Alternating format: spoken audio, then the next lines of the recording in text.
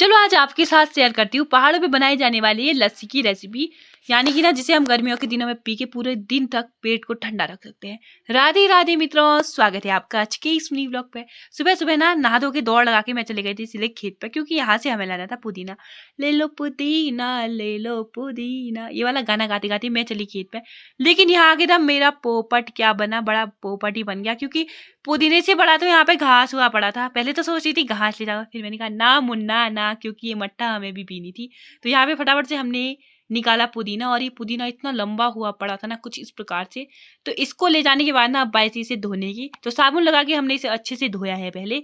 आप लोग चाहो तो किसी और से भी धो सकते हो, मजाक कर रही हूँ। तो इसे साफ पानी में धो लेना है। तो अच्छे से इसकी पत्तियों को निकाल लेंगे। आप लोग चाहो तो डंठल को भी डाल सकते हो, इसकी पत्तियों को फेंक देना।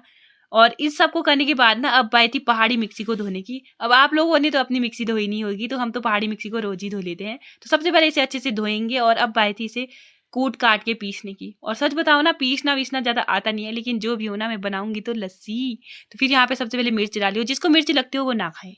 खैर उसके बाद हमने यहाँ पे पुदीना डाला, और अब बाई थी इसमें कि कढ़ाई पर नमक डालने की, क्योंकि नमक छिड़कने से घाव ज्यादा बढ़ते हैं। तो सबसे पहले यहाँ पे नमक डाला, और आपकी मर्जी जितना नमक डालो, आपको उतना अच्छा लगेगा। तो यहाँ पे हमने डाला सारा नमक, और ये पीस के तैयार हो चुका था। और पहली बार इतना अच्छा नमक पीसा है ना मैंने, सच में कह रही हूँ, वाह वाह करने का मन कर रहा था।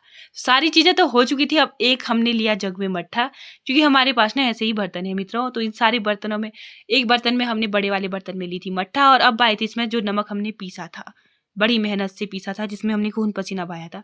तो इन सब चीज़ों को डालने के बाद अब बाई थी इसे मिक्स करने की कुछ इस प्रकार से। तो इस नमक को ना हमें अच्छे से मिक्स करना है, जब तक कि इसका कलर थोड़ा सा ग्रीन ना हो जाए।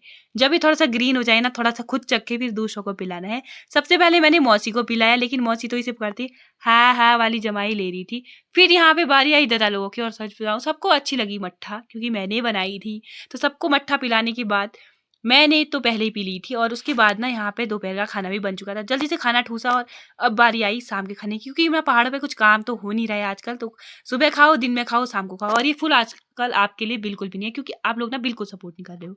फिर फटाफट से अब बाई थी शाम के खाने की तैयारी करने की। तो सबसे पहले हमने जीरा धनिया को अच्छे से यहाँ पे थोड़ा सा भून लिया था, और इसे हम अब कूट रहे हैं सिलबट कुछ इस प्रकार से ओखली में। ये हमारी छोटी ओखली जिसमें हम अदरक कूटते हैं। लेकिन ना जब से मैं इसे अदरक कूटने के लाई हूँ, हमारे घर पे अदरक ही खत्म हुई पड़ी है, साला दुख खत्म नहीं होता। फिर फटाफट से मौसी यहाँ पे बना रही थी साग वाग। तो फटाफट से मौसी ने सब्जी बनाई, और मैं रख रही थी शाम के खाने के लिए आलू, क्योंकि आज हमारा मन था चाय के साथ आलू के गुटके खाने का।